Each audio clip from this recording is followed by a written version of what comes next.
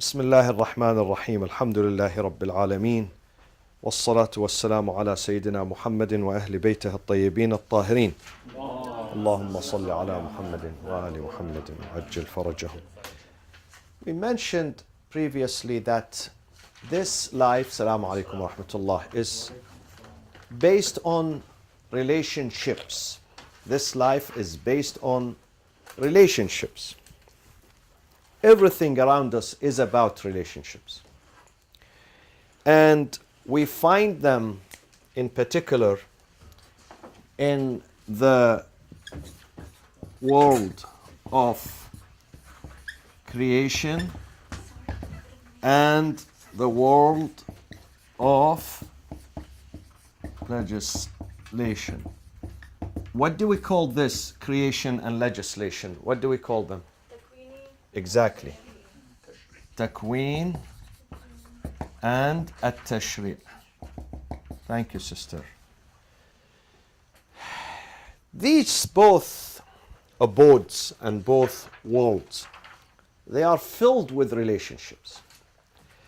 And we gave few examples of these relationships, of hundreds or thousands of relationships that exist in both of them. As an example, can you mention one relationship that we studied in the previous lesson? Contradiction. Exactly, contradiction. So one of them is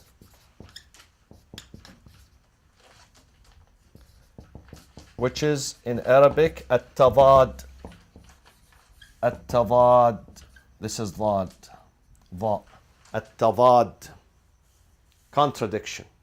And we gave the example of that, if you remember, many examples. Can you give me one example? Black and white. Black and white in one object. It cannot be black and white at the same time. Yes, it could be shared, half of it like this one. Part of it white, part of it black. But completely at the same time that it's black, it cannot be white. Or اجتماع الليل والنهار. At any moment of the day, even dusk, even at sunset, it's either day or night. It cannot be day or night at the same time. And we said this relationship of contradiction not only exists in takween, but also it does exist where? In tashri', in legislation. And this is the subject of today. But before I go to the subject of today, can you give me another type of relationship that does exist in this universe? Cause and effect. Cause and effect. Ahsant. Illa and ma'lul. Cause and effect.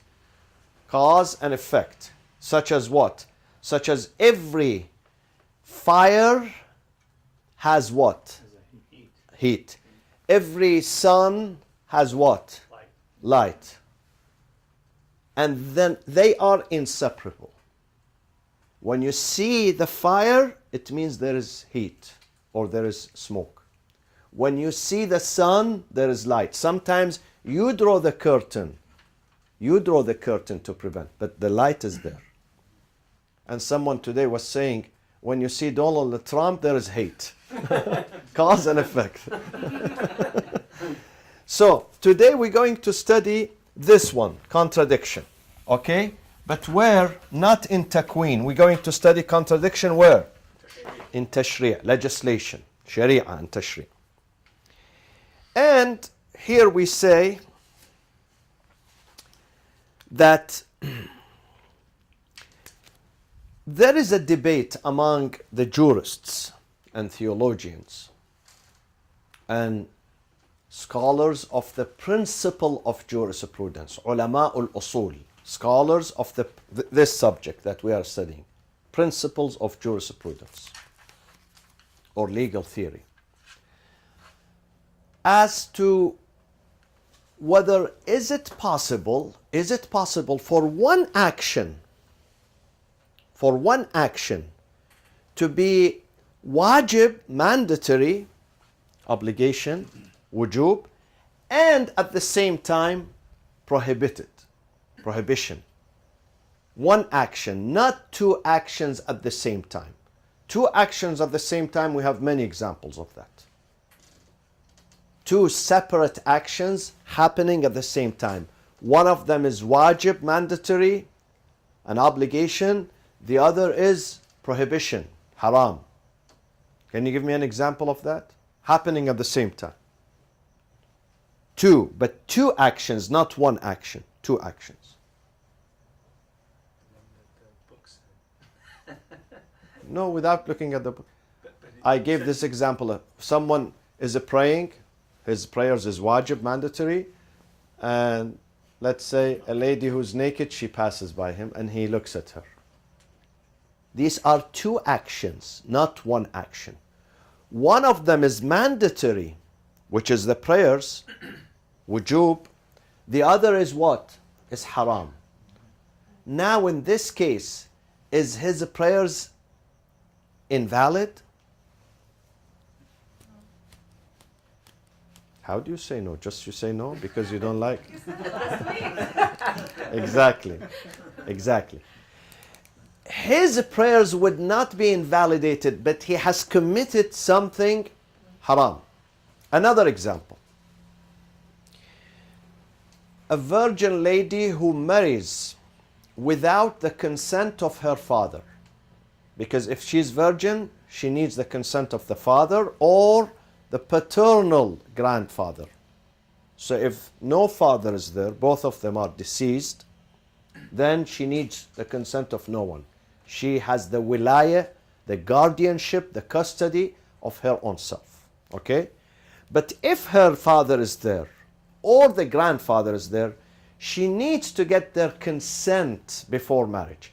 Now let's suppose she did not get that consent and she got married. Is this marriage valid or it is invalidated without the consent of the father? it's valid. The marriage is valid, but she has committed a sin. Okay? It would not invalidate the aqd, the contract, the marriage contract. It would not invalidate it, but she has committed a sin. But these are two separate issues. My question is, can one action, not two, one action be halal, mandatory wajib, and haram at the same time? This is my question. Before you say no, you have to think about it. One action. One action, yeah, not two actions.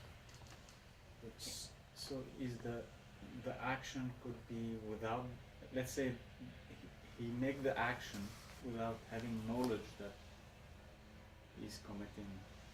No, I'm not saying, let's say with having knowledge. Sometimes if you don't have knowledge, even if you commit something, even if you commit a violation, you would not be held accountable because you don't know. You don't know.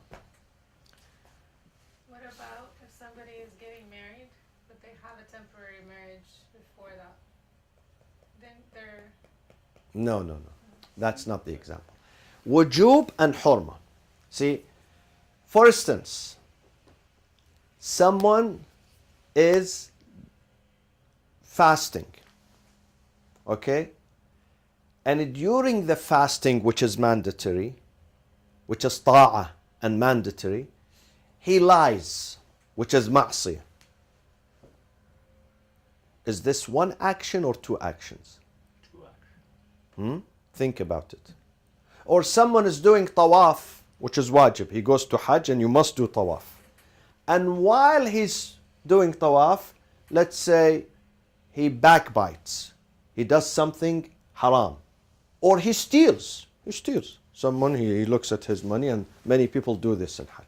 While he's doing his Hajj, mashallah, and labbaik Allahumma labbaik, then grab the money. So, what do you think about this tawaf? It's not haram and halal. It's about your. I mean, it's not about wajib and haram. It's about doing the wajib, but it's whether that wajib is going to be valid or invalid. So by Yeah. stealing or lying, Uh-huh. you're still doing the obligation. But Yeah. The question is, will it be valid or not? Exactly. Exactly. And we will distinguish between them later on. We would distinguish between them. Between ibadat and mu'amalat, there is a difference. There is a difference between ibadat and mu'amalat. Now, two actions happening at the same time, yes, one of them could be mandatory, one of them is haram, but they take a place, but they are separate from one another. The example that the Sayyid gives is someone is drinking wine in one hand, and the other hand is giving charity, zakat. This is haram, this is halal. We cannot say the charity is not acceptable, the zakat is not acceptable, because while he was drinking wine, these are two separate issues. But let's come to something which is one action. The one action cannot be, can it be halal and haram at the same time? I don't think so. Hmm? Um, They differentiate. In the answer, they differentiate. They say sometimes the fi'l, the action, is one, but it has different titles. With respect to the action itself, the essence of the action is one. The essence. The essence is one. Is one, unified. Okay? But the attributes, it has multiple. Essence is one, but attributes are multiple. Attributes are multiple. The essence is one. With respect to the essence and the existence is one action. It's one action. It's not two. But the unwan, the title and the attributes and the designation are multiple. I'll give you an example of that.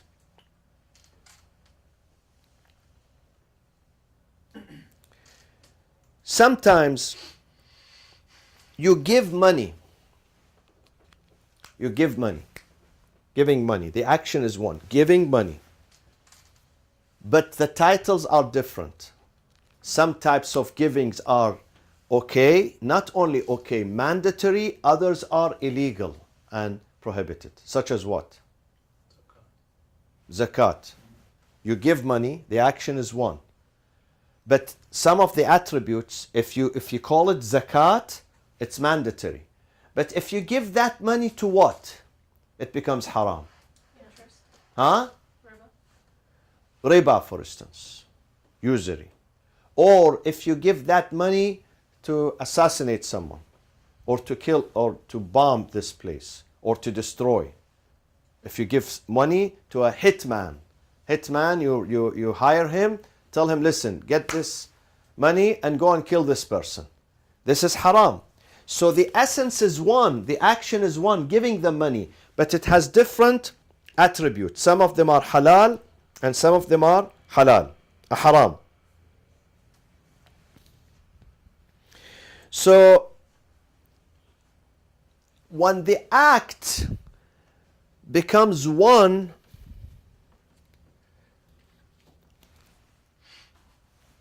another example in fiqh.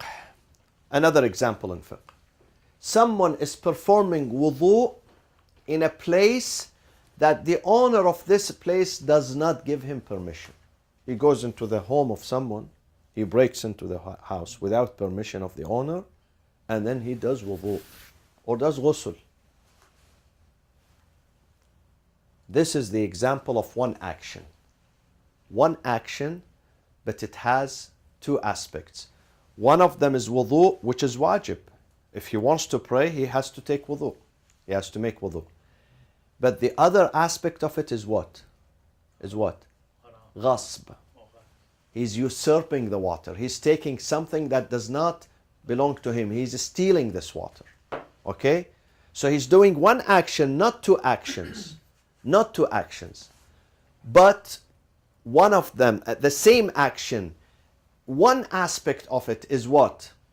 Is wajib, mandatory, you must do wudu in order for you to pray. The second aspect of it is what? Is ghasb. Now, here the fuqaha, they have disagreement. We have two types of fuqaha here.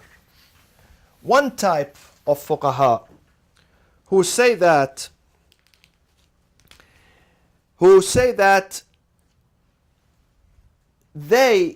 it is huma fi'lani mustaqillan. This process of wudu are, in fact, they are two actions, not one action. Although when you see it right in front of your eyes, it's one performance, not two wudus, one wudu. But that one wudu, when you dissect it, when you analyze it, it has two aspects on it. One of it is wajib, which is wudu itself, and the other is what? Haram, which is what? Ghasb. Ghasb, okay?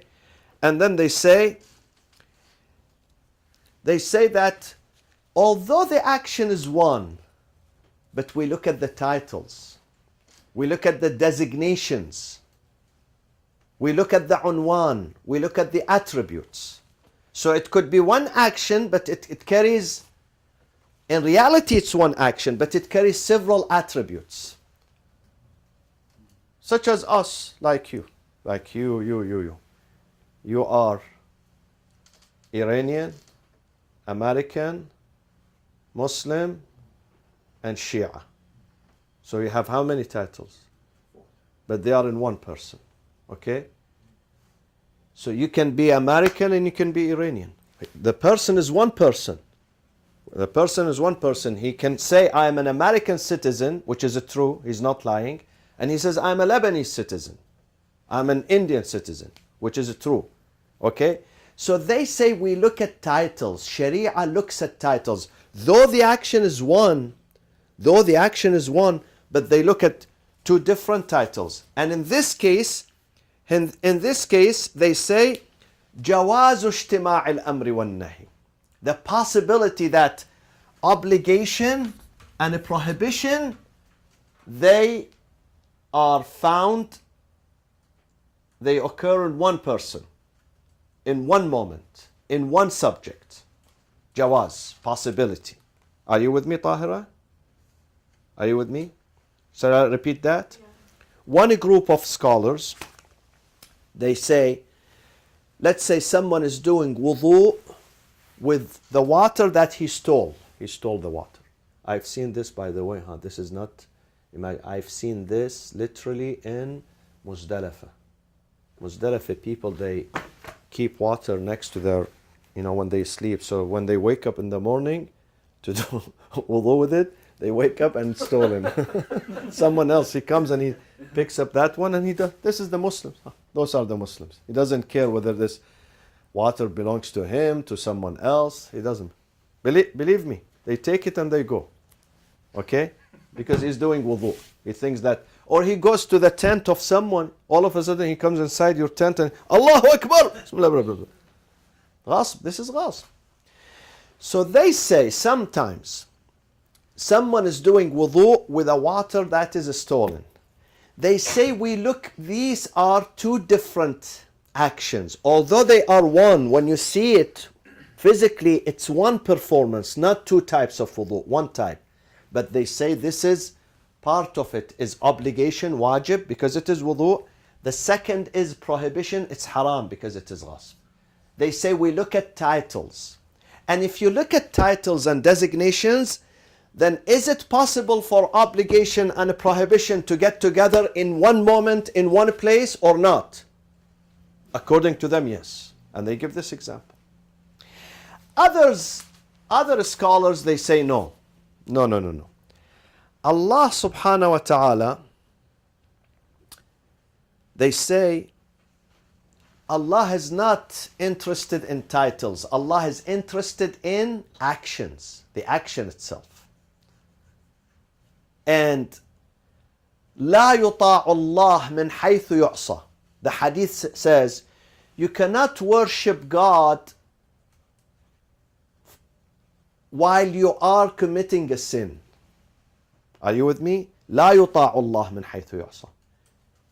You cannot, for instance, steal money from someone and you say, I pay this for a charity. No, you stole the money.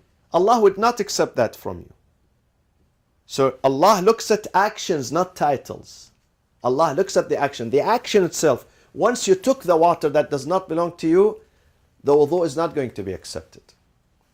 Because it is impossible. The first group, they said possible. The second group, they say it is impossible for obligation and a prohibition to be in one place and in one action. Are you with me, Dr. Ali? In this one, are you with me? The first group, they said yes, it is possible for obligation and a prohibition to be in one action. Because we look at titles. It is true that he stole the water, but at the same time he did wudu. So there are two actions. There is stealing the water, one, which is haram, and another good action, which is wudu. They are two different. But the other group, which is more correct, they say it's impossible. Impossible. Why? Allah does not look at titles. This is what titles, some people, they say hila shar'iyya. They bring a trick. For instance, he wants to get rid of his khums. You know what he does? For instance, tonight is the night of the calculation of his khums. 1 year, 300 and, let's say, 60 days. And he knows he has surplus. When he calculates, he says, well, I have, $10,000 surplus, so he has to pay $2,000. In that night, he takes the money and he gives it to his friend. He says to him, this is a hadiyah. So he does not pay the khums. 2 days later, he comes to the friend, he tells him, give me the money back. He transfers the money temporarily to his wife's account, to his friend's account, to his mother's account. So this is trick. Allah says, you cannot deceive me with titles. I look at the action itself. Okay? So the second group, they say, we look at the action, not the titles. The action is one. And that one is not valid because the water did not belong to you. Sayyid, are both of these, are these jurists in conflict with one another? Yeah. In the Shi'i school? For instance, the first opinion that they can be in one place possible, it's Al-Muhaqqiq Al-Na'ini, great man. The second one who says it's impossible, it's one actions, Muhaqqiq Al-Khurasani. So they have books and they have written theories. Yeah. So what about in a situation where you're in a dire need of something? So you're doing tawaf, or you're at the Hajj and you steal the water because you have to drink or you're gonna die. Very good you asked me this question. We have Al-Unwan Al-Awwali and Al-Unwan Al-Thanawi. Unwan Al-Awwali, normal case. In a normal case, you cannot take this if you are not thirsty. In a normal case, you cannot eat the meat, the non-halal meat. But if you are stuck somewhere, in a room, in a desert, in your car, you are thirsty and you find water, and you are about to die, you don't need to take permission. Save your life. Save your life. Or food, okay? The only food, let's say, is haram, meat. And there is no other food, and you need to survive, then you may eat. These are exceptions. We are not speaking about emergencies. We are speaking about norms, under normal circumstances. Otherwise, illa, the Holy Quran says, illa maftururtum ilayh. Unless you are in a state of emergency, then you may do that. How about if your understanding of how needy it is different? Like one person. It's different. It's different. Sharia here does not interfere in that. It says the urf, the public opinion would say whether this is emergency or not. Because it could be an emergency for this person, but not emergency. It could be considered emergency in America. In Mexico, this is not emergency. In another culture, this is not. So we follow the urf. What does the urf say? It's like a wife who is asking for a divorce from her husband. She has the right to ask for a divorce on certain grounds. One of them is if life becomes usr and haraj, unbearable. Now some people say unbearable, if he doesn't pay me money, it's unbearable. Some people say, no, not money, forget about money, I have no food. Even if he doesn't give me money, I would stay with him. But he's not giving me food, he's not giving me shelter. Or some women say he's physically abusive, unbearable. Others, they say, I can, take the physical abuse. But he threatens me by killing me. He would kill me. So it varies from one person to another. This is decided by the urf, not the shara. Shara says, listen, I am telling unbearable. You can translate that. Your society will try. The judge, the people will define the meaning of unbearable. Okay? So in your case, definitely, if he needs water, if he's in Hajj, if he's in the desert, state of emergency, الضرورات. Remember always this axiom in Sharia, in fiqh. الضرورات تبيح المحظورات. The emergencies permits the prohibitions. Meaning, but there is no prohibition at the time of emergency. No prohibition. Okay?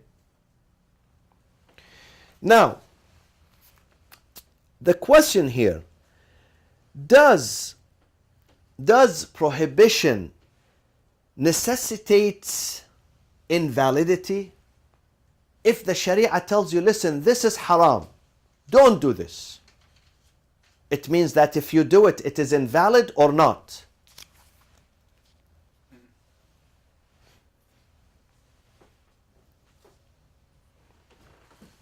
What do you think? If Sharia tells you, don't do this, this type of action is prohibited, and you go and you do that, you violate that, you don't listen, you disobey, would that action that you do, would it be considered valid or invalid? Could be invalid. Could be either. Valid Could or be either. How is that? You give the example of the not getting the marriage and not getting the. Can you give me a title? When does it become valid and when does it become invalid? So it would be valid if you went through the marriage in a Sharia. Give way. me a general title. Marriage falls under what? What title? Mu'amala. Exactly. Marriage is mu'amalat, contracts. While prayers is what? Wajibat. Ibadat. See? Both of them could be wajib. Wajib is an overarching title. But some of these wajibs are ibadah, like prayers, like hajj, like zakat, like fasting, and some are mu'amalat. Mu'amalat, contracts, like what? Marriage. Like divorce, like what? Selling, buying, business, all these things. Renting. These things are what? Mu'amalat, dealings. Now, ulama al-usul, they differentiate between the two. They say in the case of mu'amalat, the contracts, the prohibition of a mu'amala, of a contract, would not necessitate what? Invalidity. And they give the example of what? Bay'. I am selling you now. For instance, God forbids, this is khamr, let's say, this is khamr, wine. We should not sell it. You should not even touch it. You should not. But someone has a liquor store and he sells wine and then he gets the money. Okay? He gives the bottle, he takes the money. He sold something which is illegal. In Islam, it's illegal. Or the dead meat, meat. He has a restaurant and he serves pork. Pork or meat, not necessarily. Maybe it's beef or, whatever, lamb. But it is not halal. It's not halal. He cannot sell it. Neither to Muslim nor to non-Muslim. He cannot sell. Actually, yesterday someone called me and he said, I want to, sign a contract, but they also sell non-halal meat. I said, no, you cannot. You cannot sell it, neither selling it nor buying it. Now, let's say someone did. He sold the bottle. He has a bottle of wine and he sold it and he took $5. Is this dealing, is this business, did he commit a sin or not? Number one, he committed a sin.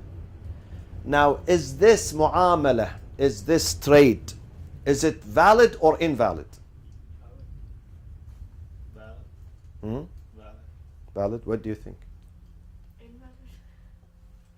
Yes, it is valid.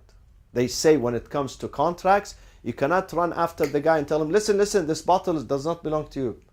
No, he says, I paid for it. I paid for it. And the money he takes it, although he's a Muslim, the money that generates from that, it's his money. But then it has another solution. I'll tell you the solution later on, not now. I don't want to confuse you. This is, they say, a valid mu'amala, a valid dealing. Although he sold something illegal, haram. But this type of haram, this type of prohibition does not necessitate what? Invalidity. Okay? But, let's say,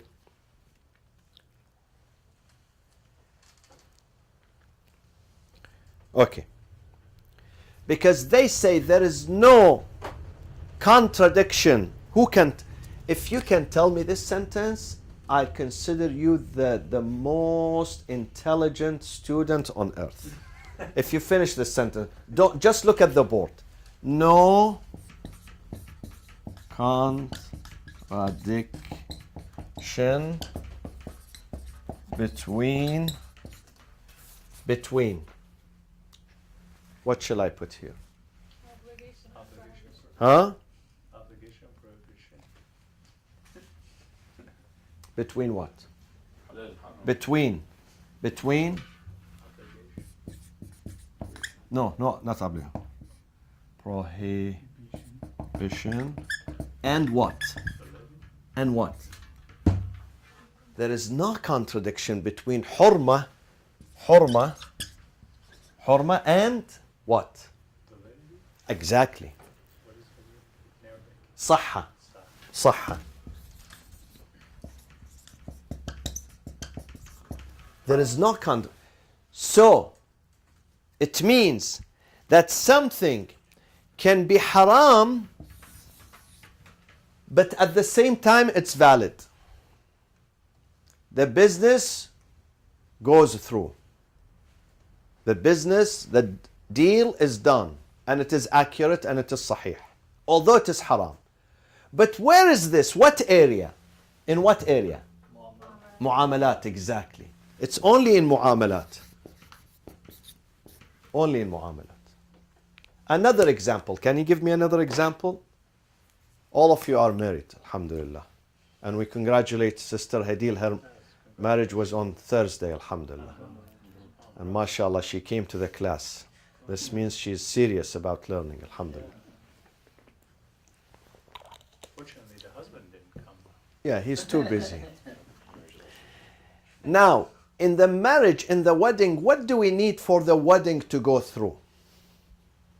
In the contract. What is required? No. 2 witnesses are mustahab. In the Shia tradition, 2 witnesses for the marriage are mustahab and they are mandatory for divorce. Just today in the morning, someone called me. He said, someone divorced his wife without witnesses. They were in the room. They had a fight in the room. So what is the hukum? What is the ruling on this? I said that this is invalid because he must bring 2 just witnesses. If there is no 2 just, he has to say it in front of a congregation, a group of people. 5, 10. This is why in the office, mashallah, I always, at the time of divorce, I bring as much as I can. It's hard to find someone adil. Yeah. So in the marriage, you require what? Approval. Dowry? Other than the approval, the contract, the original contract requires what? Original. Dowry. Huh? Exactly. Dowry. No marriage can go through with that. Even if the wife says, listen, I love you, I just need you. Don't give me. We say, no, sorry. Even if you ask for a single dollar. Dowry has to be, even if you ask for this marker. Whatever has monetary value. Whatever has a monetary value in the market. Okay? Now, if someone marries a lady and he does not give her dowry, is this marriage valid or invalid? It's valid. Hmm? Invalid. It's valid. Invalid. Invalid. And what do you say? Well, invalid. Is the marriage mu'amalat or ibadat? Mu'amalat. And what did we say about this? It's valid. No contradiction and prohibition. So it's valid. Oh. No contradiction. Because when he doesn't give her dowry, it's prohibition, haram. But that does not mean the marriage is invalid. The marriage will go through. But he committed something haram. But I thought the dowry is what consummates the marriage, or No. Even if he doesn't give her, let's say, even if he says, I will give you, let's say, this amount of money. They can be a husband and wife and he can give her later on. It's not conditioned on her receiving the dowry, no. Meaning, even if she did not receive the dowry, even if he said, listen, at the time of marriage, I'm going to give you the money. But he didn't do that. He still can marry her. But there is a loan in his, gardan, bra'abtu. He has to pay that. But the contract, because it's mu'amalat, it's valid. It's valid, okay? But he still has to pay that. No faqih can say, oh, this marriage is invalid because he didn't pay her. No, the marriage goes through. Because why? Because they say the aqd, mu'amala. Either it is sahih or batil. It cannot be both. It cannot be both. Sahih and batil at the same time, they don't work. Either sahih or batil. Okay? Now, so remember this one. This is an axiom that I will ask you about it in the imtihan. النهي عن المعاملة لا يستلزم الفساد. النهي عن المعاملة, when we prohibit you from doing a contract, it does not mean if you did that contract, it will invalidate the contract. Okay? say, sorry, invalid in Arabic was? صح invalid. Invalid. بطلان. باطل or بطلان. Yeah. There is another example in the Quran. In the Quran. The Arabs before Islam, they used to get into a fight with their wives, and they had several ways of divorcing them, not just one way. One of them is you are divorced. The other one is not you are divorced. He doesn't tell her you are divorced. He says a sentence. He tells her, أنت علي كظهر أمي. It's called الظهار. الظهار.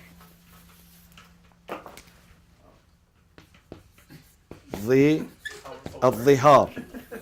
الظهار, it means, to me you are like my mother, so I can't touch you anymore. In that case, she becomes haram on him. Although this is a very bad tradition, and Islam condemns this, and it is haram to do this. Haram. You must not say this to your wife. If you don't want her, tell her you are divorced. Don't tell her you are like mother to me. Don't say this to her. It's haram to say dhihar. But if you say it, would she be haram to you or halal to you? Haram. Haram. Although the action itself is haram, you should not do it. But if you did it, then it becomes valid. Even without shuhud. Yeah, in that case, there is no need. This is not divorce. Okay? Not divorce? This is, it's separation, but they don't call it talaq. This is dhihar. We will come to it, inshallah, one day. There are several types of separations. One of them is divorce. One of them is divorce. Okay? The others are not. They don't call them divorce. So say before the Ayam Jahiliyyah or pre-Islamic days, that Yeah. was the norm, That was the norm.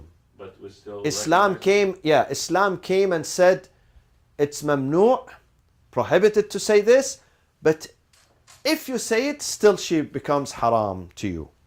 Okay? Now, we said mu'amalat they go through. How about ibadat? Can one action be halal and haram at the same time? No. Huh? Does it still go through? No. An example of that.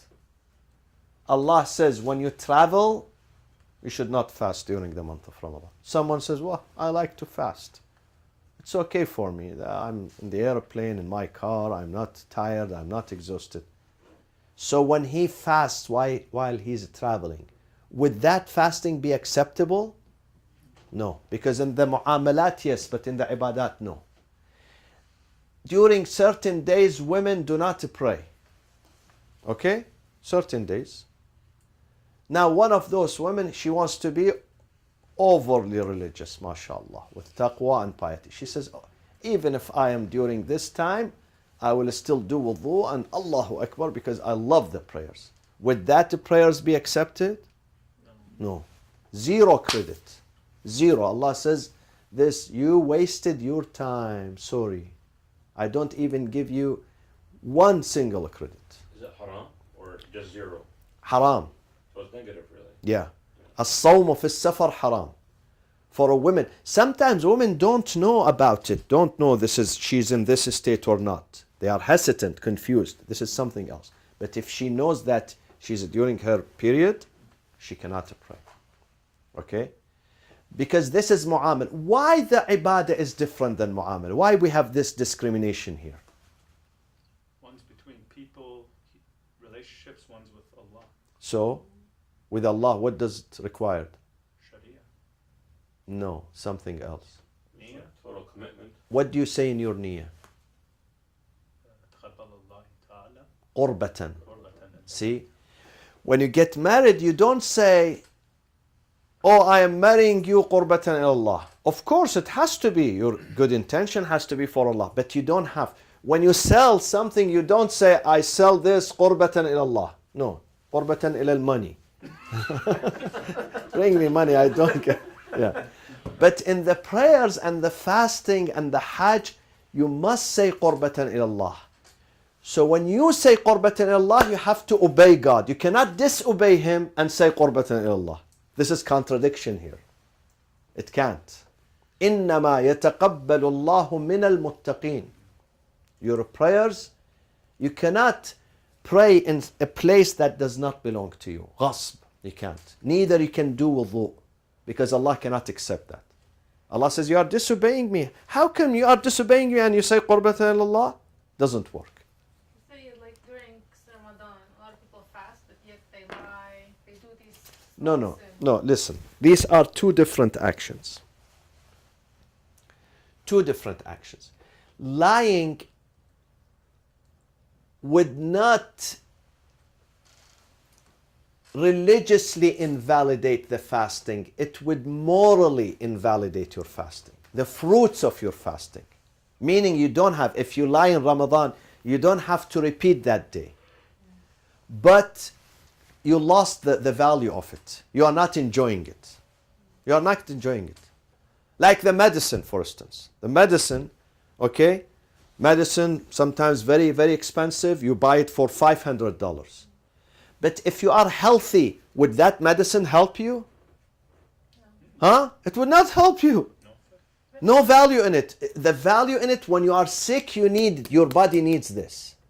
But how is traveling and fasting one's action and lying is two actions? Uh-huh. There is one type of lying that invalidates, destroys your fasting. Al-kadhib ala Allah wa rasulihi wal ma'sumin. When you attribute a wrong statement to God, to the Prophet, and to the Imams, the Ma'sums. You have to make up that. But if you lie, although it is bad, you should not lie, but you don't have to make up the fasting. You're going to hurt yourself. You're going to just fast physically, but not spiritually. So is it the action toward Allah that are Not just toward Allah, no. You know why? Because if Allah makes lying invalidates the fast, all people they're going to, believe me. No one can survive. No one can survive. Allah knows.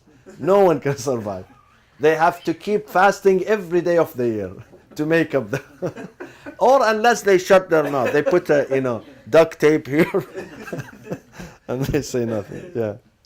Yeah, we had someone came to Hajj and he put a duct tape here.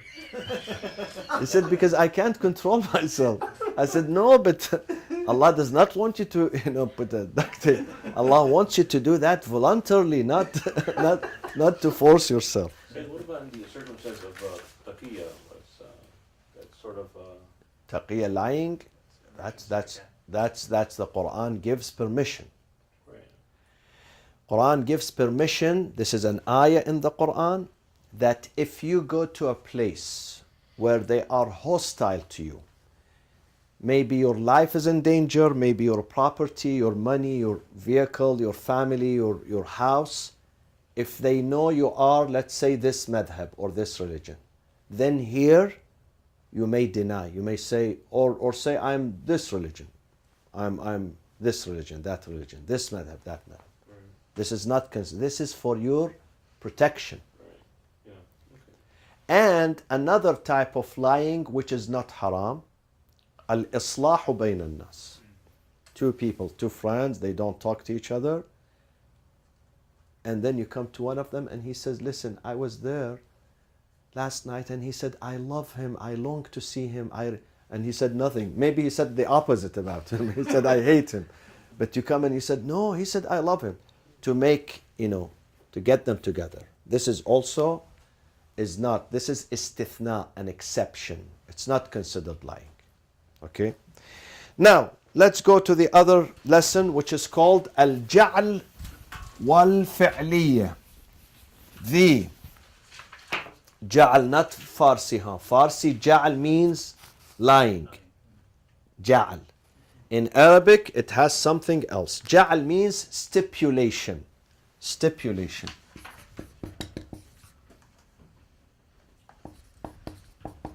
Stipulation, al-ja'al, or establishment. And actualization, فعلية.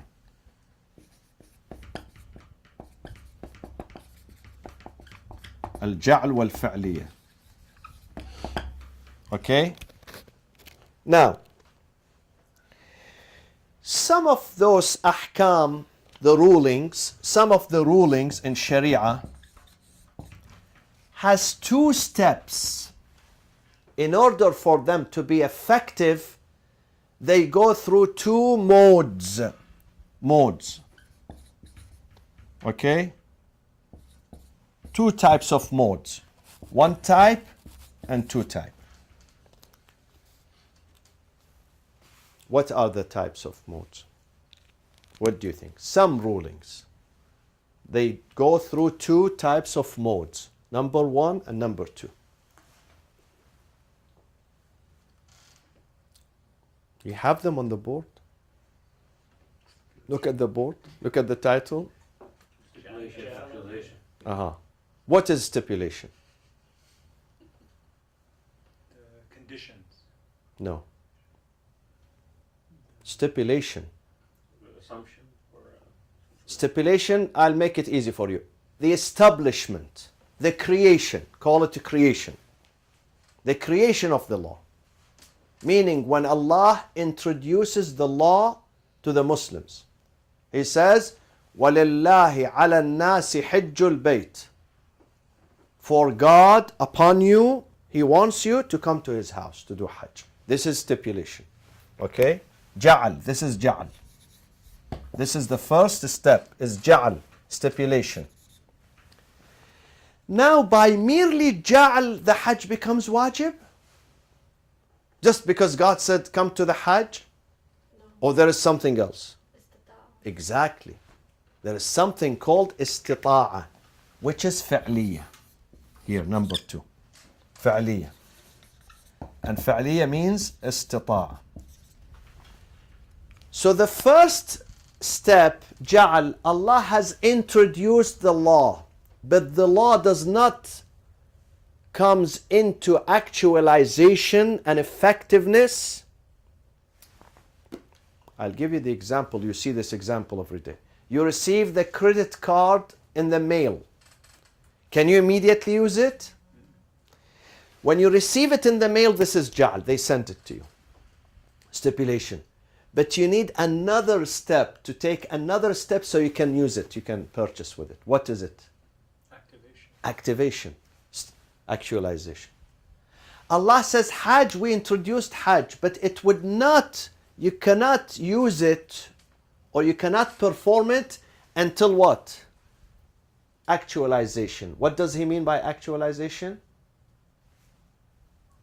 Istita'a.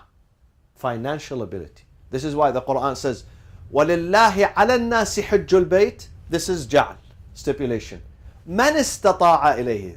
The second part of the verse, man is whoever can afford it financially and physically. Man istata'a ilayhi sabila. Okay? So nowadays people say like we don't want to go because of what's happening in Saudi. Is that an excuse? It could be. It could be if the situation is very dangerous there, or if it is perceived as being a help to that regime, then yes, it becomes part of the istita'a. So the time is not conducive to go. For some people I know, for some leaders, if they have not been there, if they are leaders, their life could be in danger. But some others, they could go. So even istita'a, it is different from a person to person. And the istita'a is what? The istita'a, number 1 is what? Financial. So you can you have to cover, if Hajj today is $10,000, let's say, or I don't know how much is it, let's say 10,000. You have $8,000. Islam does not say go and borrow the other 2,000. No. You stop short of, you don't have 8,000. You don't have 10,000. Okay? This is one, financial. The other one is what?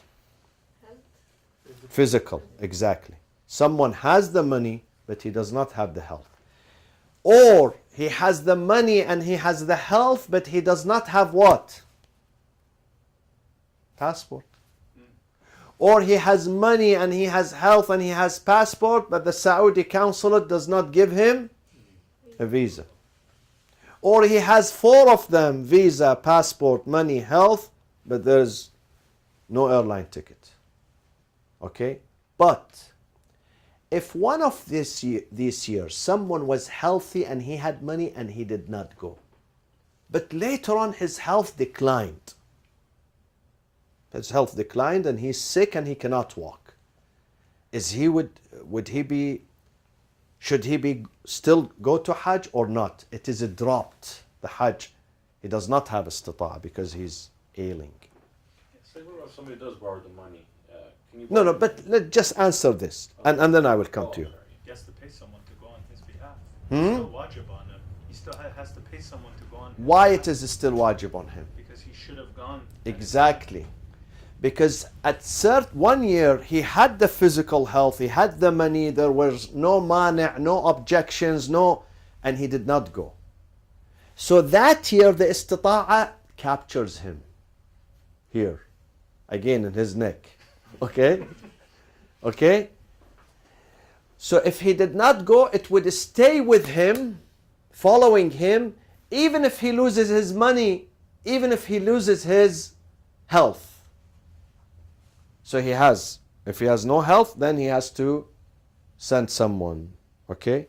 What is your question, Dr. Ali? I'm sorry. Yes, if somebody does borrow the money, let's say you have your health and all the other variables there. Can And you he borrow the does, money? yes. You may borrow the money, you may go with this borrowed money, but still, if you become mustati' the following year or the following years, you still have to go to Hajj. Oh, once you're Because your first Hajj was without istita'ah. But it would be accepted. Allah says, I will accept it. But you still have to come another time when you are mustati'. When you are mustati'. But if you are not mustati', you don't have to go. So that trip that where you go with the borrowed money is not sufficient. Okay? but it'll count. It will count as a Hajj. You receive the thawab. But the Hajj which is mandatory, still upon you. Still upon you. Okay. Let's take something here called the subject of the ruling. موضوع الحكم. The subject of the ruling. موضوع الحكم. Okay? Now, حكم, let's say حكم is Hajj. وجوب الحج. Hajj is mandatory. Hajj. Okay? What is the subject of it? Subject is what the Hajj depends upon. So in this case, Hajj depends upon what? Istita'a, exactly. Istita'a, ability. So Hajj would not be wajib upon you unless you are able financially and physically and blah, blah, blah, blah. So what do we call the istita'a here? Mawdu', exactly. This is mawdu', the subject. The subject of the ruling. Hajj is the ruling, hukm, okay? And the subject of it is what? Istita'a. Another example. Can you give me or I give you the example? That the ruling depends on something. It's not just open, it depends on something. What did you say? Sawm. Siyam. Siyam depends on what? Health Depends first of all on Ramadan. Okay? You have to wait for Ramadan. This is number one. Number two, if you are traveling, would you fast? No. So you have to be in town. Either in your own town, or if you travel to someone, you have to be at least 10 days. You have to do the niyyah of 10 days. What is the third thing? Baligh. If you are underage, you have not reached the age of maturity. What is the fourth requirement? Aqil. Sanity. If someone, alhamdulillah, loses his sanity, then he doesn't. No. What is the other thing? Very important. Especially the doctors should know this. Health. We said your health, yeah. Health. But if someone is sick, he cannot stand fasting. He dies, he collapses. Then, فَمَنْ كَانَ مِنْكُمْ مَرِيضًا أَوْ عَلَى سَفَرٍ. See, the Quran says, if you are sick or traveling, you don't fast, you make them up later on. So these are the things that I mentioned, this package that I mentioned are called what? Huh? The subject, which is health, not traveling, okay? Bulugh, and this, and sanity. These things are subject. Now, if the subject is missing, would the ruling still be valid or required for you to do that? If the subject is missing? No. So when the subject is gone, then there is no ruling for you. For you specifically, not the whole people, huh? You. Okay? When the subject is not there. Okay.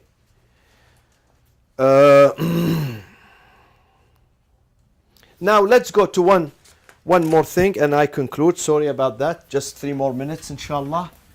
So that was the subject. we have something called متعلق الحكم. That was the first one, was موضوع, subject. This one is متعلق. متعلق. متعلق الحكم. Referent. Refer. Or referent.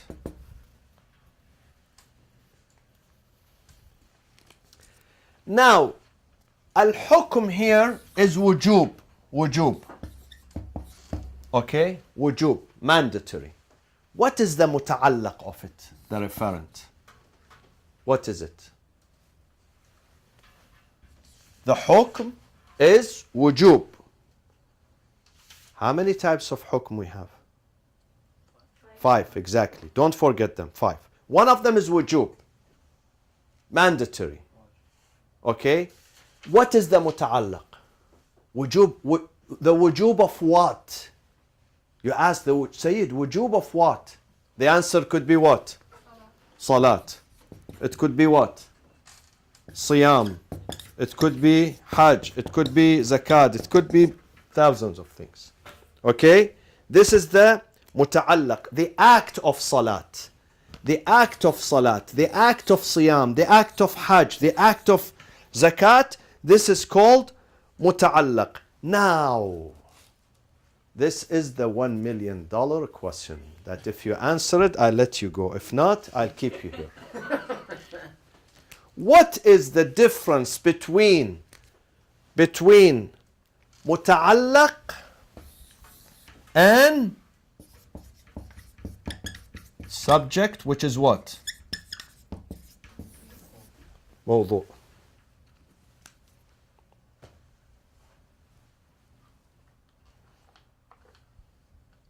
متعلق is that. There is a difference between them. Those who have sharp intelligence, they can detect the difference between متعلق الحكم and موضوع الحكم. There is a difference between them. They are not similar, there is a difference. One is condition, one is action. Exactly. The subject is what? Tell me, what is the subject? Condition. Exactly. So, is the wujub becomes valid without the subject? Yes. No! Oh, sorry, the other way around. If the subject is not there, then the wajib is not there. Allah says, if you are not able istita'a, are you still wajib on you to go to Hajj? No, because the subject is missing. Bring me the subject first, and then the wujub comes second. Are you with me? So in this case, subject arrives before hukum, before the ruling. First, the subject has to exist. Second, the hukum will exist. So if the subject, which is istita'a in the case of Hajj, and health and not traveling in the case of fasting, if they are found, then the hukum, the wujub comes second. But in the case of muta'allaq, which one comes first? Wujub. The ruling comes before the referent. In that case, the subject becomes before. The subject is before the ruling here. The subject before the ruling. In this case, the ruling is before the subject. The ruling, Allah says, wajib, and then second, after that, fi'lu salat. This is the difference between them.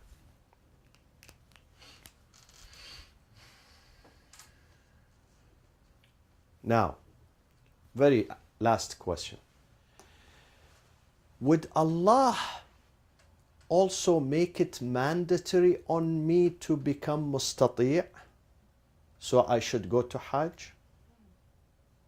Or does he tell me, Mustafa, in order for you to go to Hajj, you have to be mustati', istita'a.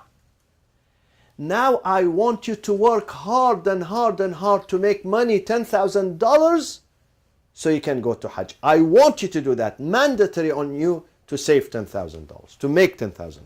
Is this also mandatory on me to reach that level? Or, Mustafa, the month of Ramadan is coming.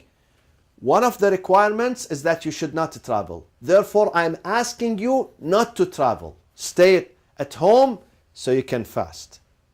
Is it mandatory on me to stay at home during Ramadan? No. Huh?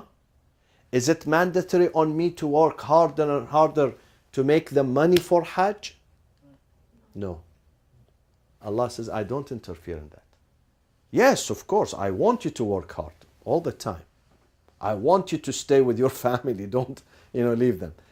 But I would not interfere in this. I'm not asking you to establish the ability, the istita'a, so it can be wajib on you. No, I say whenever you become mustati', able financially, you go to Hajj. But it is not your duty to work hard to be mustati'. Neither it is your duty to stay at home in Ramadan, and I am saying it's haram for you to travel. No, it's not haram. By the way, it's makruh. Makruh, but not haram. Makruh to travel during, because you're going to miss the atmosphere of Ramadan. But Allah does not say it's haram for you. In one case, it is haram to travel in Ramadan. What case? To intentionally break your fast. No. It's not No, you can do that. Many people, they can't tolerate fast, thirst, they travel, they break it intentionally. No, in one case. Travel so you don't have to fast. No, he just said it. No, I said it's One case, it's haram. Safarul ma'siyah. If someone travels in order for him or her to commit a sin, that is haram. Otherwise, Allah says, under normal circumstances, go. Even go vacation to Hawaii. I don't care. But as long as after that you make up the fasting. وصلى الله وسلم على سيدنا محمد وأهل بيته الطيبين الطاهرين. اللهم صل على محمد وآل محمد.